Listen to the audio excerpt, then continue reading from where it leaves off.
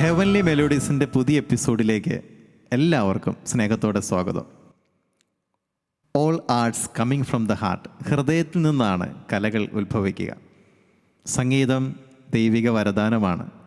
നമ്മളിങ്ങനെ ഈ സ്വർഗീയ സംഗീത വിരുന്നിലൂടെ മുന്നോട്ട് പോകുമ്പോൾ ഇന്ന് എൻ്റെ കൂടെയുള്ളത് നമുക്കെല്ലാവർക്കും ഇഷ്ടപ്പെട്ട പ്രിയപ്പെട്ട ഒരു പാട്ടുകാരൻ അച്ഛനാണ്, ഫാദർ ജോസ് കോട്ടക്കകത്ത്.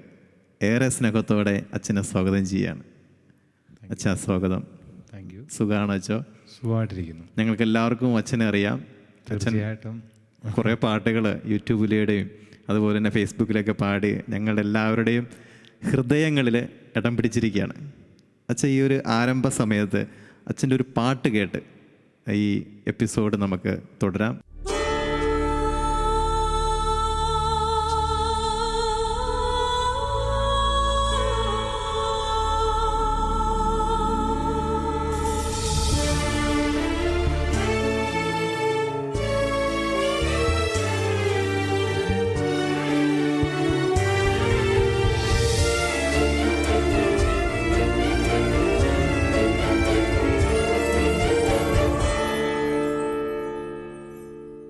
കണ്ണുനീർ മാറി വേദനകൾ എന്നോ മാറുമോ,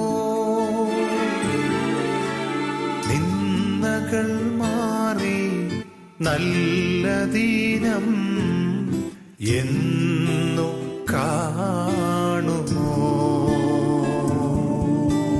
നിന്ദകൾ മാറി നല്ല ദിനം എന്നു കാണുമോ,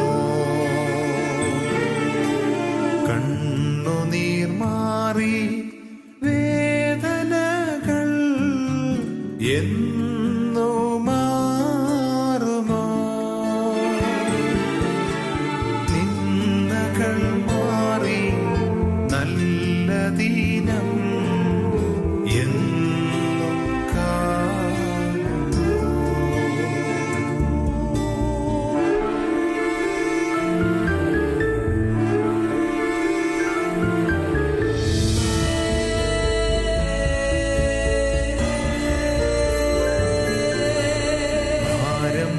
പ്രയാസം ഏറിടുമ്പോ നിന്റെ പൊന്മുഖം,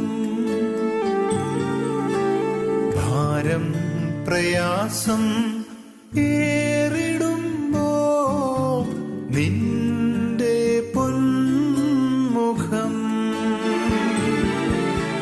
തേടി സഹായം നേടുമേ ഞാൻ പൊന്നുനാഥനേ,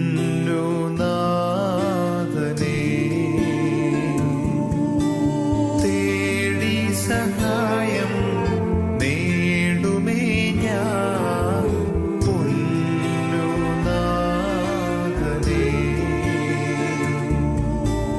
കണ്ണുനീർ മാറി വേദനകൾ എന്നോ മാറുമോ, നിന്ദകൾ മാറി നല്ല ദിനം എന്നു കാണുമോ.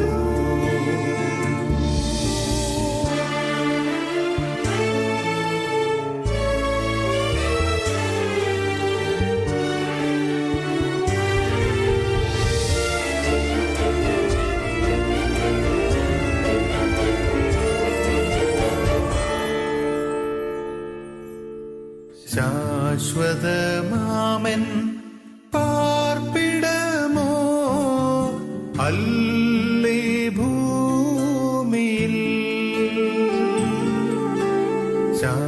ശാശ്വതമാമൻ പാർപ്പിടമോ അല്ലേ ഭൂമിയിൽ, ഭൂതലേ ഞാനൊരു അന്യനല്ലോ യാത്ര ചെയ്യും ഞാൻ, ഭൂതലേ ഞാനൊരു അന്യനല്ലോ യാത്ര ചെയ്യും ഞാൻ. കണ്ണുനീർ മാറി വേദനകൾ എന്നു മാറുമോ? നിന്ദകൾ മാറി നല്ല ദിനം എന്നും കാണുമോ?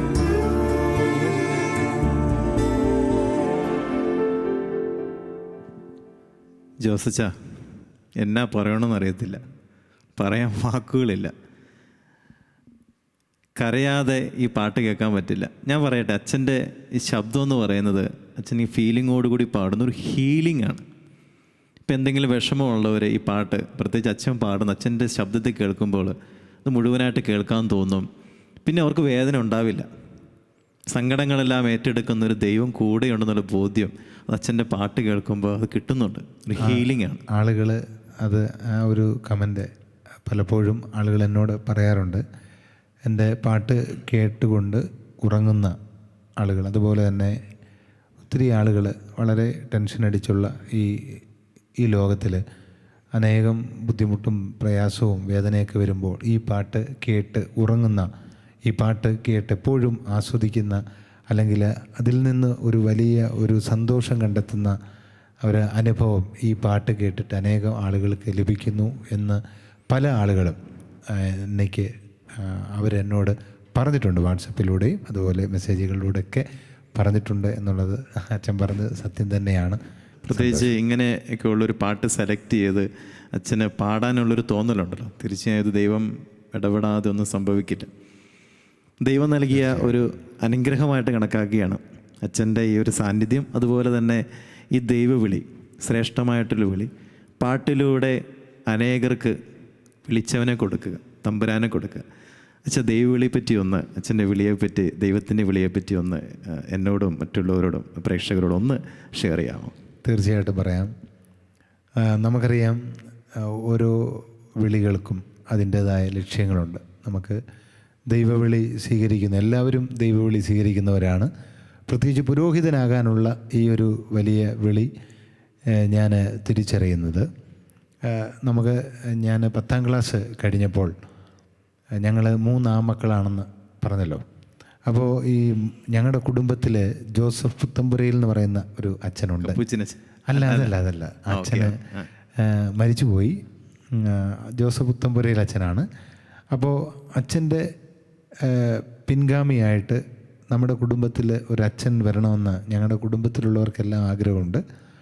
അപ്പോൾ എൻ്റെ പപ്പായ്ക്ക് വലിയൊരാഗ്രഹമുണ്ട്. കാരണം പപ്പയും സെമിനാരിയിൽ അല്ല ഒരു ആശ്രമത്തിൽ നിർത്തി പപ്പയെ ഈ അച്ഛൻ കൂടെ കൊണ്ടുപോയതാണ്. അച്ഛൻ അപ്പോൾ പപ്പയ്ക്കും അങ്ങനെയൊക്കെ ഉള്ള കാര്യങ്ങൾ ഇഷ്ടമുള്ള ആളാണ്. പക്ഷേ പിന്നീട് പപ്പ മിലിറ്ററിയിൽ പോയി, അത് വേറെ കാര്യം. അവിടുന്ന് 3 മാസം അങ്ങാണ്ട് അവിടെ നിന്നു, ആശ്രമത്തിൽ നിന്നിട്ടുണ്ട്, പറഞ്ഞു കേട്ടിട്ടുണ്ട് പപ്പ.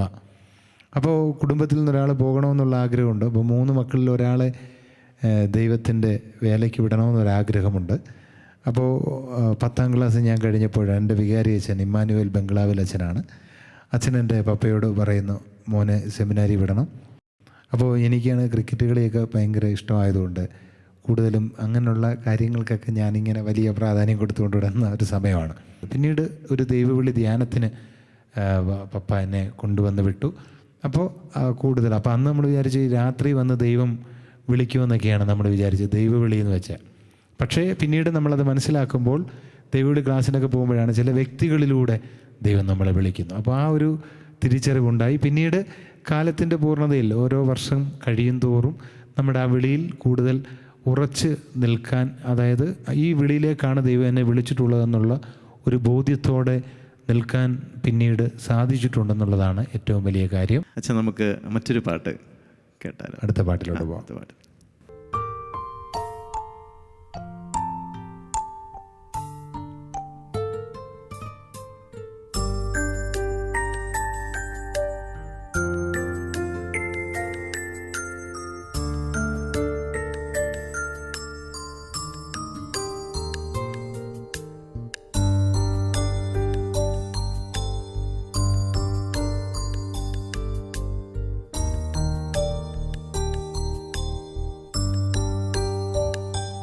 അഴലേറും ജീവിതമരുവിൽ നീ തളരുകയോ ഇനി സഹജേ? അഴലേറും ജീവിതമരുവിൽ നീ തളരുകയോ ഇനി സഹജേ?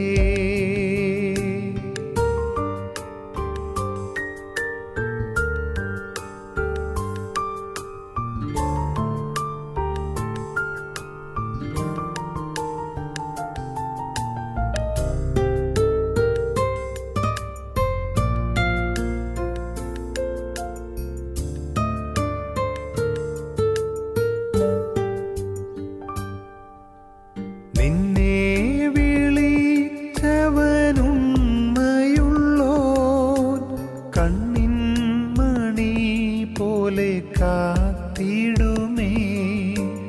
അന്ത്യം വരെ വഴുതാതയവൻ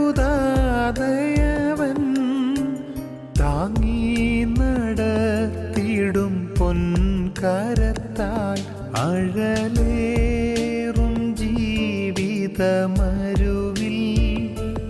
നീ തളരുകയോ ഇനി സഹജേ? അഴലേറും ജീവിതമരുവിൽ നീ തളരുകയോ ഇനി സഹജേ?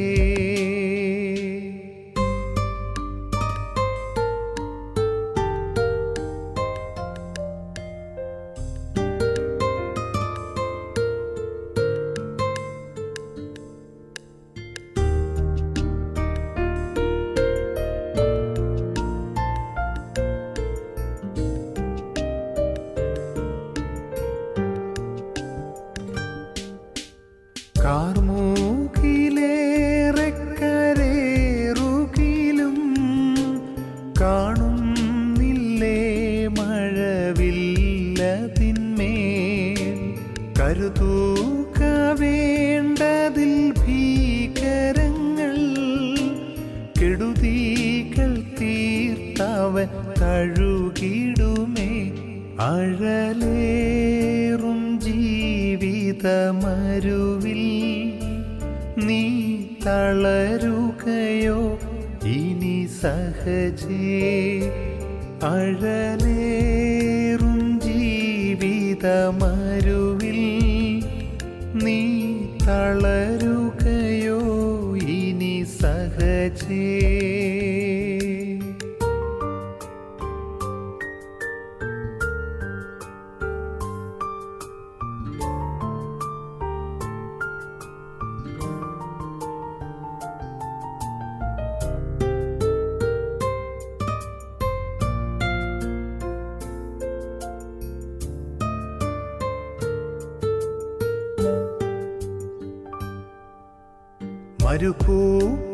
മരുഭൂപ്രയാണത്തിൽ ചാരിടുവാൻ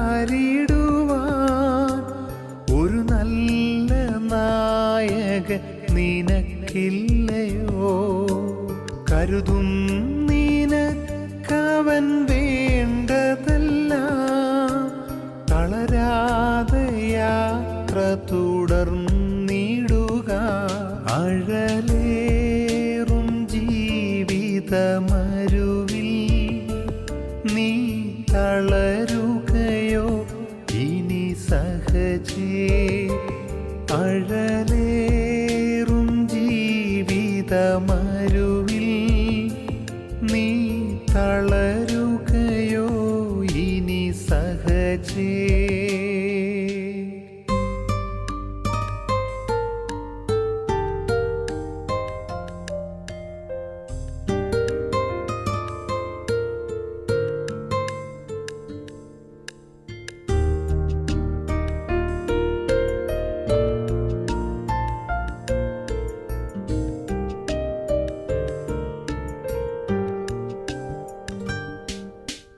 ചേലോടു തന്ത്രങ്ങളോതിടുവാൻ ചാരന്മാരുണ്ടധികം സഹജേ. ചുടുചോര ചിന്തേണ്ടി വന്നിടിലും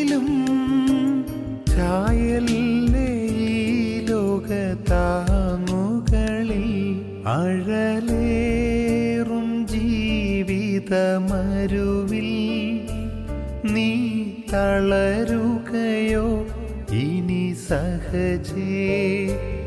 അഴലേറും ജീവിതമരുവിൽ നീ തളരുകയോ ഇനി സഹജേ? തീരില്ലേ തീരില്ലേ തീരില്ലേ എന്ന് മനസ്സിൽ പറഞ്ഞുകൊണ്ടിരുന്നത്. എന്ത് രസമാണ് അച്ഛൻ്റെ പാട്ട് കേൾക്കുവാനായിട്ട്, ഹൃദയത്തിന് ഉള്ളിലേക്ക് കയറും. ഈ പാട്ടും എനിക്ക് വളരെ ഇഷ്ടമുള്ള ഒരു ഗാനമാണ്. നമുക്കറിയാം, നമ്മുടെ ഈ ലോക ജീവിതത്തിൽ നമുക്കൊത്തിരി പ്രതിസന്ധികൾ, പ്രതികൂല സാഹചര്യങ്ങളൊക്കെ നമ്മുടെ ജീവിതത്തിലേക്ക് കടന്നു വരാം. ഒരു പുരോഹിതനെ സംബന്ധിച്ചിടത്തോളവും നമുക്കറിയാം, എല്ലാവർക്കും പ്രശ്നങ്ങളില്ലാത്ത ആരും തന്നെ ഇല്ല. പക്ഷേ നമ്മൾ പ്രശ്നങ്ങളെ എങ്ങനെ നേരിടുന്നു എന്നുള്ളതാണ് പ്രധാനം. അപ്പോൾ ഈ നമ്മളിങ്ങനെ പാട്ടുകൾ ചെയ്യുമ്പോൾ ചില ആളുകൾ വേറൊരു പണിയില്ലയോ എന്ന് ചോദിക്കുന്നവരുണ്ട്. അപ്പോൾ ഇതൊക്കെ നമ്മൾ കേൾക്കുമ്പോൾ നമുക്ക് വിഷമം തോന്നാം. പക്ഷേ നമ്മൾ ദൈവത്തിൽ ആശ്രയിച്ചുകൊണ്ട് മുന്നോട്ട് പോയാൽ, നമ്മുടെ ഉദ്ദേശം നല്ലതാണെങ്കിൽ തീർച്ചയായിട്ടും പ്രതിസന്ധികളെ അതിജീവിക്കാനുള്ള കരുത്ത് ദൈവം നമുക്ക് തരും.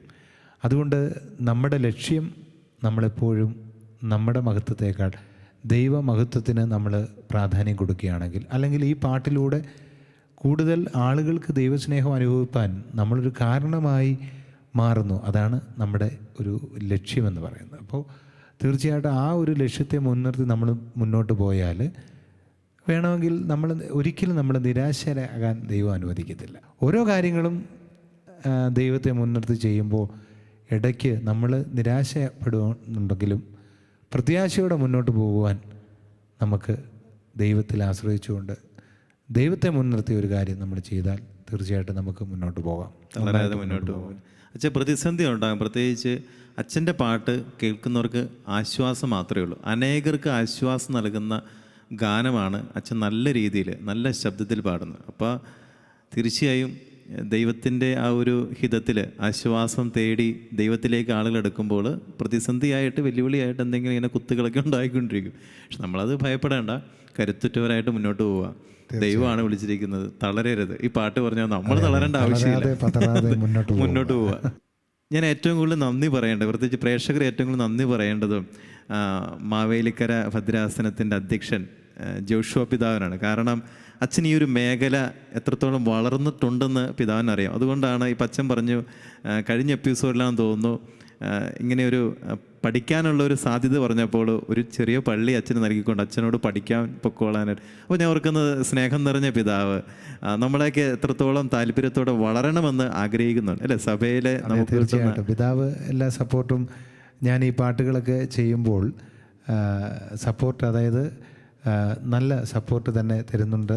കാരണം എനിക്കൊരു റെസ്ട്രിക്ഷനും അങ്ങനെ പിതാവ് തന്നിട്ടില്ല. നമ്മളെക്കൊണ്ട് നമ്മുടെ ടാലൻറ്റുകൾ വർദ്ധിപ്പിക്കാൻ നമുക്ക് അവസരങ്ങൾ തീർച്ചയായിട്ടും കിട്ടുമ്പോൾ അതിനെ നമ്മൾ പ്രയോജനപ്പെടുത്തുന്നു. അപ്പം അങ്ങനെ പാട്ടിൻ്റെ കാര്യം ചോദിച്ചപ്പോൾ പിതാവ് പാട്ട് പഠിക്കാൻ പറഞ്ഞു. അത് വളരെ സന്തോഷമാണ്. ഓക്കെ അച്ഛൻ, നമുക്കൊരു പാട്ട് കൂടി കേട്ടാലോ? ഒരു പാട്ട് കൂടെ പാടും. ശരി.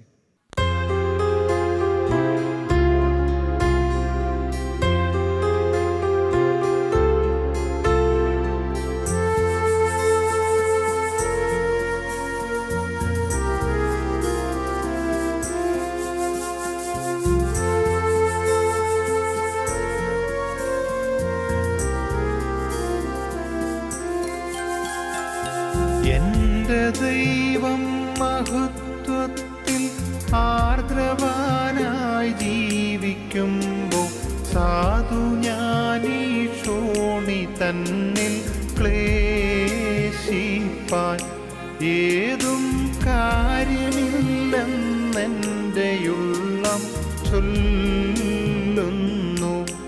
ഏതും കാര്യമില്ലെന്നെൻ്റെയുള്ളം ചൊല്ലുന്നു. വൈഷമ്യമുള്ളേതു കുന്നും കരകേറി നടക്കൊള്ളുവാൻ രക്ഷകനൻ കാലുകൾക്കു വേഗമായി തീർന്നൻ പാതയിൽ മാനിനെ പോൽ ഓടിയിടും. തീർന്നൻ പാതയിൽ ഞാൻ മാനിനെ പോൽ ഓടിയിടും.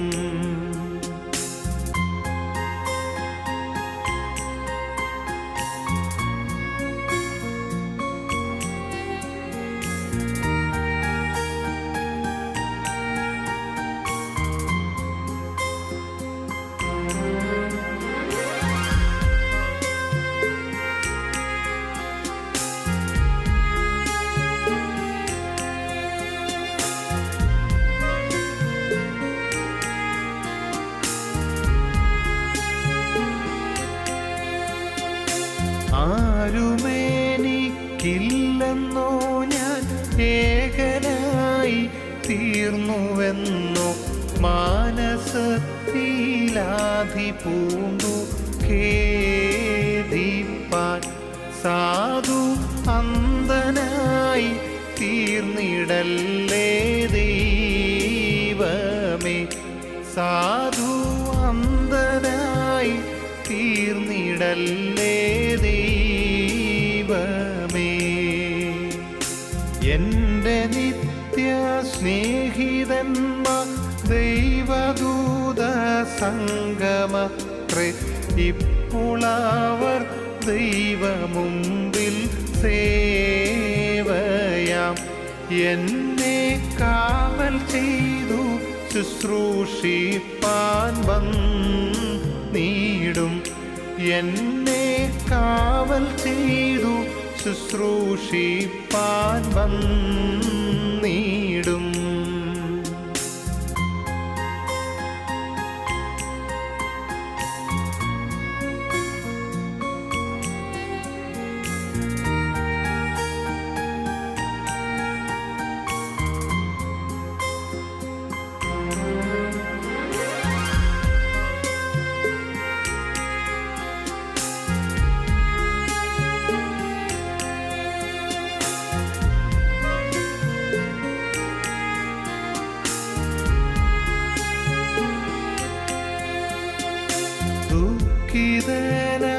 ദുഃഖിതനായോടിപ്പോയി ഞാൻ മരുഭൂവിൽ കിടന്നാലും എന്നെയോർത്തു ദൈവദൂതർ വന്നിടും. ഏറ്റം സ്നേഹചൂടോടപ്പവുമായി വന്നിടും. ഏറ്റം സ്നേഹചൂടോടപ്പവുമായി വന്നിടും. നാളെയെ കൊണ്ടെൻ മനസ്സിൽ ലവലേശം ഭാരമില്ല. ഓരോ നാളും ദൈവമെന്നെ പോറ്റുന്നു. തൻ്റെ കൈകളിൽ ഞാൻ ദിനം തോറും ചാരുന്നു. തൻ്റെ കൈകളിൽ ഞാൻ ദിനം തോറും ചാരുന്നു. ഒരു രക്ഷയില്ല. സൂപ്പറായിട്ട് പാടി. നല്ല ഫീലിങ്, നല്ല ശബ്ദമാധുര്യം. പിന്നെ ഞാൻ നോട്ട് ചെയ്തത് അച്ഛൻ നിരവധി പാട്ടുകൾ പാടിയിട്ടുണ്ട്. പക്ഷേ ഒരു 90-95% എനിക്ക് തോന്നുന്നു ആശ്വാസ ഗീതങ്ങളാണ്. എല്ലാവർക്കും ഒരു ആശ്വാസം നൽകുന്ന. അതെ അതെ, പാട്ടുകൾ കേൾക്കുമ്പോൾ ആളുകൾക്ക് സമാധാനവും സന്തോഷവും ആശ്വാസവും കിട്ടണം എന്നുള്ള ഒരു ചിന്ത അതിൻ്റെ പിന്നിലുണ്ട്. ഞാൻ അച്ഛന് നന്ദി പറയുന്നു. ഏറ്റവും കൂടുതൽ നന്ദി പറയുന്നത് ദൈവത്തോട് തന്നെയാണ്. രണ്ട് കാര്യങ്ങൾക്കാണ്. ഒന്ന്, അച്ഛന് ദൈവവിളി തമ്പുരാൻ നൽകിയതും, പിന്നെ നല്ല സൂപ്പർ നല്ല ശബ്ദം, പ്രത്യേകിച്ച് മറ്റുള്ളവർക്ക് ആശ്വാസം നൽകുന്ന രീതിയിലുള്ള ശബ്ദം അച്ഛന് ദൈവം നൽകിയിട്ടുണ്ട്. അപ്പോൾ ഞാൻ ദൈവത്തിനും സ്നേഹത്തിൻ്റെ ഭാഷ നന്ദി പറയുകയാണ്. അപ്പോൾ ഒത്തിരി നന്ദി അച്ഛാ. ഈ ഒരു എപ്പിസോഡിൽ വളരെ സന്തോഷം. അച്ഛൻ്റെ ഒരു സാന്നിധ്യം പറയാൻ വാക്കുകളില്ല, അറിയിക്കാൻ പ്രാർത്ഥനകൾ മാത്രമേ ഉള്ളൂ. ദൈവത്തിന് നന്ദി പറയുകയാണ്. കാരണം നമുക്കറിയാം ശബ്ദം ദൈവത്തിൻ്റെ ദാനമാണ്. ഒരു നിമിഷം കൊണ്ട് നമ്മുടെ ശബ്ദമൊക്കെ നഷ്ടപ്പെട്ട് പോകാം. സിമ്പിളാണ് അല്ലേ? അപ്പോൾ അതുകൊണ്ട് ഈ ശബ്ദം ദൈവം തരുന്നിടം വരെ, ദൈവത്തിന് ഇഷ്ടമുള്ള സമയം വരെ അത് വിനിയോഗിക്കുമ്പോൾ ശബ്ദം അനേക ആളുകളിലേക്ക് ദൈവത്തിൻ്റെ സ്വരമായി മാറുന്നു എന്നുള്ളതിൽ ദൈവത്തിന് നന്ദി പറയുന്നു. ഇത്രയും നേരം അച്ഛനെൻ്റെ പാട്ടുകളൊക്കെ കേട്ടു, സന്തോഷം. അച്ഛൻ നൽകിയ പ്രോത്സാഹനങ്ങൾക്കൊക്കെ ഹൃദയം നിറഞ്ഞ നന്ദി അച്ഛനോടും ശാലോം TV-യുടെ എല്ലാ പ്രേക്ഷകരോടും വളരെ സ്നേഹപൂർവ്വം നേരുന്നു. അച്ഛൻ, എനിക്ക് ഏറ്റവും ഇഷ്ടമുള്ള ഗാനങ്ങളിൽ ഒരു ഗാനമാണ് കാൽവരി കുന്നിന്മേൽ എന്നുള്ള ഗാനം. അച്ഛനും അച്ഛൻ്റെ സഹോദരൻ വിപിൻ കുരിശുതറയും അത് വളരെ മനോഹരമായി ആലപിച്ചു. ഒരുപക്ഷെ അനേക ആളുകളിലേക്ക് ആ ഗാനം എത്തിയത് അച്ഛന്മാരുടെ 2 സഹോദരങ്ങളുടെ പാട്ടുകളിലൂടെയാണ്. ആ ഒരു പാട്ടുകൂടെ അച്ഛൻ എൻ്റെ കൂടെ പാടുകയാണെങ്കിൽ എനിക്ക് വലിയ സന്തോഷമാണ്. സന്തോഷം മാത്രമല്ല അച്ഛൻ, നമുക്ക് ഒരുമിച്ച് പാടാം.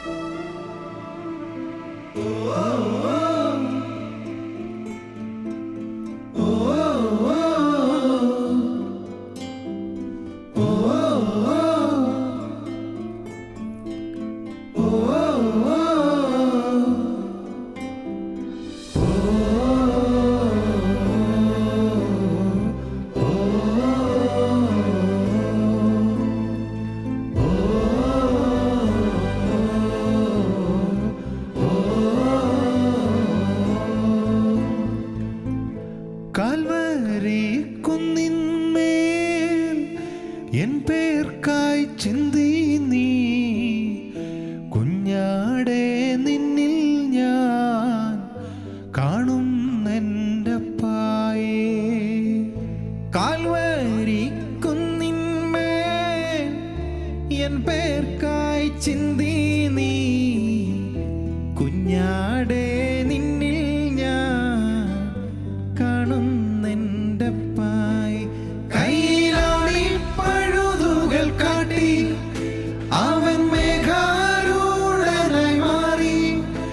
ആ കുഞ്ഞാടെ നിന്നിൽ ഞാൻ കാണുന്നെൻ്റെ പായേ, കാണുന്നെൻ്റെ പായേ.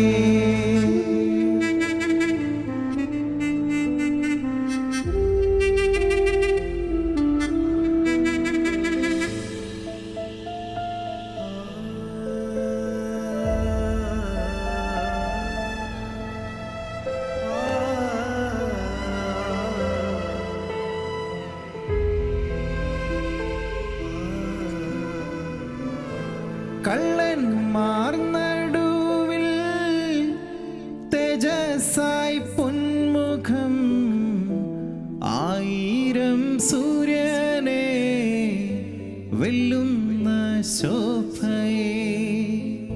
കള്ളന്മാർ നടുവിൽ തേജസ്സായി പൊന്മുഖം, 1000 സൂര്യനെ വെല്ലുന്ന ശോഭയ. കൈയിലാണി പഴുതുകൾ കാട്ടി അവൻ മേഘാരൂഢനായി മാറി. ആ കുഞ്ഞാടെ നിന്നിൽ ഞാൻ കാണുന്നെൻ്റെ പായേ, കാണുന്നെൻ്റെ പായേ. ആ കുഞ്ഞാടെ നിന്നിൽ ഞാൻ കാണുന്നെൻ്റെ പായേ, കാണുന്നെൻ്റെ പായേ. ഹെവൻലി മെലോഡീസിൻ്റെ ഈ എപ്പിസോഡ് ഇവിടെ പൂർത്തിയാവുകയാണ്. ഇനി പുതിയ എപ്പിസോഡിൽ പുതിയ വിശേഷങ്ങളുമായിട്ടും പുതിയ പാട്ടുകളുമായിട്ടും നമുക്ക് വീണ്ടും കാണാം. നന്ദി, നമസ്കാരം. അഴലേറും ജീവിതമരുവിൽ നീ തളരുകയോ ഇനി സഹജേ. അഴലേറും ജീവിതമരുവിൽ നീ തളരുകയോ ഇനി സഹജേ.